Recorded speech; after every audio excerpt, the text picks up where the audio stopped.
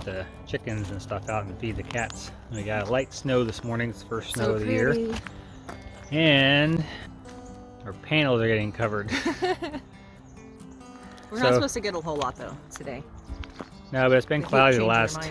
This is the third fully cloudy day, so our battery power is down to right below 75% this morning. So we may test out the generator. Haven't done that yet. See how well that works. So we just have a plug-in generator and see how well it'll charge the batteries. But you know, all these alarms going off saying your batteries are getting low, your voltage is getting low. Okay, yeah. I didn't know that. Well, I think I have it set a little too aggressive because 75% is perfectly fine. Yes. We can go clear down to 50. I get Natalie to. No, actually, it's me. I make coffee every morning. But I have it set aggressively, so if it gets, I don't know what it's set at, but basically it gives me warnings a lot. So well, you we don't adjust want to get it. low, so it's better to be conservative with that, so you don't. First, you're saying aggressive. I'm saying conservative. I think it's more conservative if you're. Well, I have an aggressive. You're being conservative with the battery usage. I mean, conservative with my setting, but aggressive with the battery. Yes. Anyways, we're trying to. It's not going very well. It's cold. My eyes are watering. It's not windy though, thankfully.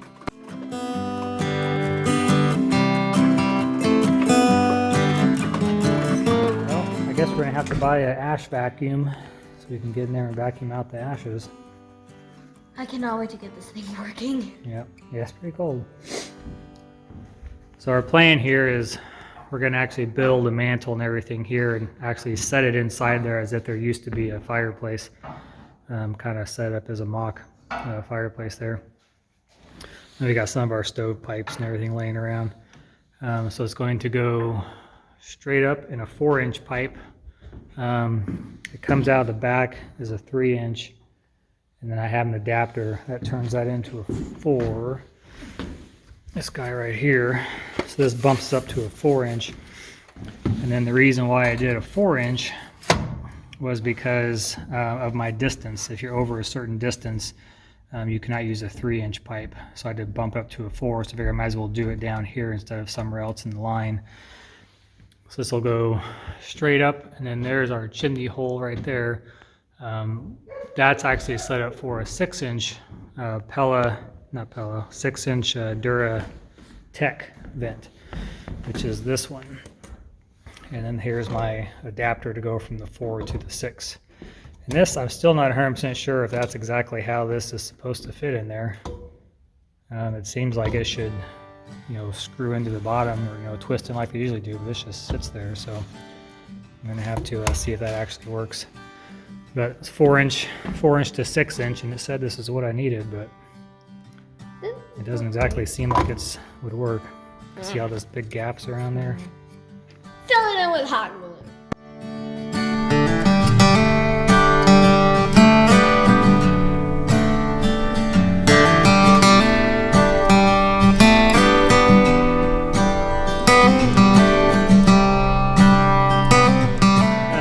So doing what I can.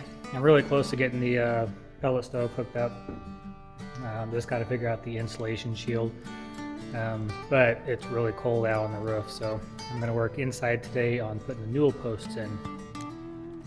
So all we're doing on our Newel Posts is these are just untreated 4x4 pieces of wood. So I got the straightest ones I could find, and these are pretty straight. And then I also go for the lightest ones. If you're searching for wood and you get one that's really, really heavy, that most likely means that it still has water in it. And if it still has water in it, then it still has room to twist and move as that water is evaporating. So these were 8-footers. I cut them in half. Your Newel post height needs to be between 34 and 38 inches. Now I'm putting these in at 32 inches, but I'm going to have a top rail that's going to be probably at least another 2 inches up. I mean, at the minimum, which is 34. And the reason why we want the minimum is because of our view here. We're just trying to keep those as low as we can, just not to obstruct the view. So these are cut all exactly in half at 4 feet. One thing to note too, when I bought these, they were exactly 8 feet. A lot of times when you buy lumber, 8 foot long board is actually like 8.5 feet, 96.5 inches, things like that. These were exactly 8 feet, so I have exactly 4 foot boards now. But when you do this, the reason I'm doing this now is that this whole cavity is going to be insulated. So I have to do this now before they come in and spray. So your Newel posts are not supposed to be just on top like this and screwed in. It's not sturdy enough. They'll twist and bend on you and shake back and forth. If you've ever been in a house where you grab the banister and it just wobbles back and forth, it's because it's not secured properly. So this goes all the way down to my stringer. So I will lag bolt in through this stud. I'll lag bolt in from the stringer up through the bottom. This one I've already got cut out. So when this goes in there, like so, I'll be able to lag bolt through into that stud. I'm also going to put a 2x4 running across the bottom here, so I can lag bolt up through the bottom as well. And on the back side of this wall is also going to have 7/16 sheeting, so it'll be nailed into that sheeting as well. Same thing with that one. Down on the lower steps, this can be a little bit trickier. So on this one, I'm actually going to take this piece out and cut that right there. And this will slip in fairly nicely. And then I will be able to try and lag bolt that the best I can. I'm probably going to have to come in from the inside of that stringer and go all the way through into the base of it. And maybe try to figure something out. This bottom one's going to be the least supported and probably have the most weight on it. As kids come down the stairs and grab the banister and whip around it. Same thing with that one up there. Needs to be really secured. This one will be a lot easier. You'll just attach to this stud, go through the stringer there, attach to it, and then I'll put a 2x4 along the bottom, come up through the bottom half. And then this will be sheeted, but I don't think it's going to be able to catch. I don't think it's going to come down enough to catch that 4x4. That's the plan. That's what I want to get accomplished today, is get these in and set. And then I'll start working on my mess over here, which is the stovepipe. I still need to figure out how I'm going to do the ERVs. I debated about putting the ERV up in the attic space, but then the problem is trying to get it through that mess and then down into this bathroom. You can see I've got some 2-inch pipes there where I cut through the top plate at an angle and able to get those away from the roof. So when they do the foam insulation, it'll fill in behind them. The problem is those are 2-inch pipes. My ERV vent is at least a 3-inch pipe, which makes it even harder. So my options are to put the ERV unit like maybe right in this area, which is centralized to the house, and then I can run lines into the kitchen right below me. I can get to the bathroom over here below fairly easily. Beginning of this bathroom would still be tough because I really want to have that vent up high. So what I could do is maybe come through here up and then put a vent over there, but I really want to have it over the shower, so I've got to figure out some things there. And the other problem is the master bath is way on that side, so I'd have to run a vent through the garage and pop up somehow down there. So those are all things I need to figure out before they spray foam, which could be next week. So I've got a lot to figure out here. I'm running out of time. But Newel posts have to be done. I've got to at least get my chimney to come down through my opening up there, because they're going to spray foam around that. And I was trying to get some sort of an insulation block, so the insulation is, spray foam is not touching the actual chimney pipe itself. That's what I've been trying to figure out. Still got a little bit of wiring to do. I got to get the ERV inlet and outlet pipe to the outside. I've got to get the mini split system. I got to get the hole through the wall for that. And this wall right here behind the stove, I need to get a pipe put in there, because I eventually want to tap into that so that around the stove I'll have a fan basically blowing back, sucking air, hot air back to the back bedrooms. So that's my idea there, but I get that in too because this wall is going to be insulated. A lot to do, running out of time.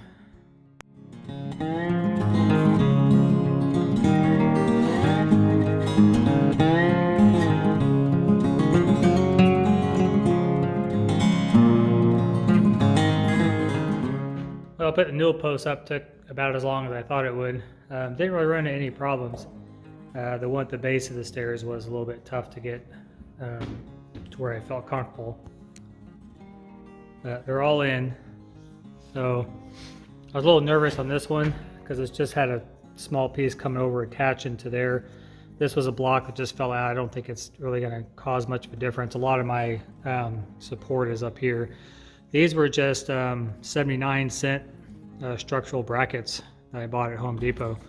They actually have a kit, but it's like $22 and you get 4 of these brackets, some basic screws and some trim pieces, but really I'm going to trim these out. This is just the center section of the post. I'm going to put trim all around it and deck it out nice and neat. But got brackets on both sides to help sturdy it. Got my structural screws in. Went ahead and put in the base plate and tacked up through the bottom. I can't remember if I put a screw on the back side coming into this one. If not, I'll do that real quick. But these are, I mean, they're in there really good. They're not going anywhere. The only one that has a little bit of wobble is one at the base of the stairs. I don't know if you can see that. I'll probably shake my body while I'm doing it, but just a little bit. It'll probably move, maybe a 1/4 inch or so if the girls are sliding down here. But did the best I could to try and get this squared up and nice and straight and sturdy. Even put a stiff back in here to try to add some oomph to it. I've got a screw coming up through the floor into the bottom. I've got 2 6-inch structural screws there and there. Ended up putting this back 2x4 in. I don't usually want to do that because, well, I guess it doesn't matter in this instance. Well, drywall will come up to here, so usually drywall will slip their drywall back behind this section. So they're going to have to cut a little different on that one to get it to fit, but I think should be just fine actually. But that allowed me to get a structural point up a little bit higher. So I did a 6-inch in from both directions, which makes me a little bit nervous because this part of the stringer breaks off. It's very, that's your weakest point, is this, where the grain runs like this, it can snap off pretty easily. So it doesn't appear to have done that. Those are glued and nailed and doesn't seem to be going anywhere. I got some structural screws in the back side. I mean, this one's got several, see, 1, 2, 3, 4, 5, 6, 7 structural screws in it and some nails. So it's pretty in there, pretty good. This one turned out it's not going anywhere. It's got structural screws in there in the back. I put in just a regular decking screw just to hold it when I was lining things up. It's got the brackets on top, piece in the bottom. This one's kind of the same. It's got 2 structural screws there on the side. It's got a screw coming up through the bottom. It's got a plate on either side. So these are not going anywhere. These are stiff as a board. That's the only one that has a little bit, and that's probably the hardest one to get perfectly straight. Even if I cut a longer board and tried to push that all the way through the floor, there's nothing to tie it to down below. It'd be really difficult to get anything to work on it. So I did the best I could. But the top plate will come up, go over. There'll be a little stub on this side. Same thing over here. Looking at it from down below, it looks like this side's wider than that one, but actually they're exactly the same length. It's just an optical illusion. It's weird. It's exactly 50 inches in between them. But from down here,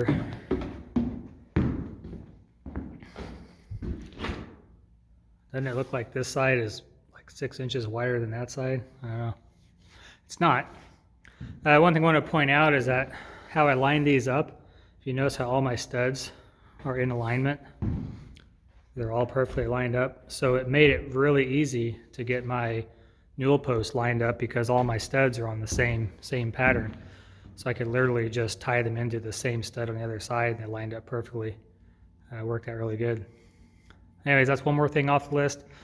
I've got to come in the back side here, put sheeting across there, put sheeting all across there. Little spray foam from the inside against that wall. I've got to get under the stairs, put some stringers and then put sheeting up on there. I guess the only other option is I could just slap sheeting against the base and they could spray it from up under here.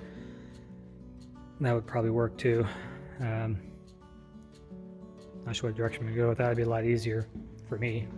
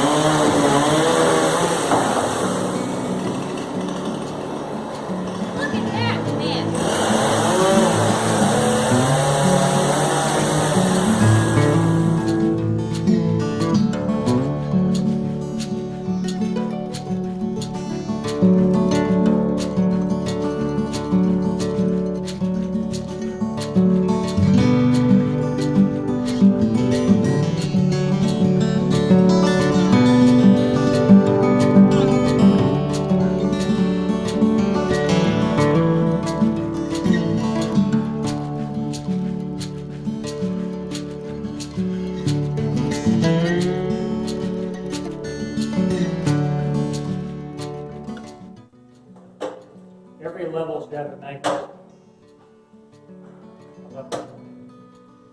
So what I put on was the insulation sleeve, which they spray foam insulation. It keeps the insulation away from touching this pipe. This is a insulated pipe that can still get warm. So by the time it gets to the foam, it will be an inch away from the actual pipe itself. And everything in this chimney, and knock on this plane, it's been a real pain in the butt. But this part just slipped. It just slipped right in there. It's just amazing. I really hope the rest of this goes just as well. I really thought that would take a good part of my day, but it took 10 minutes. It is done. Awesome. Play monkey man.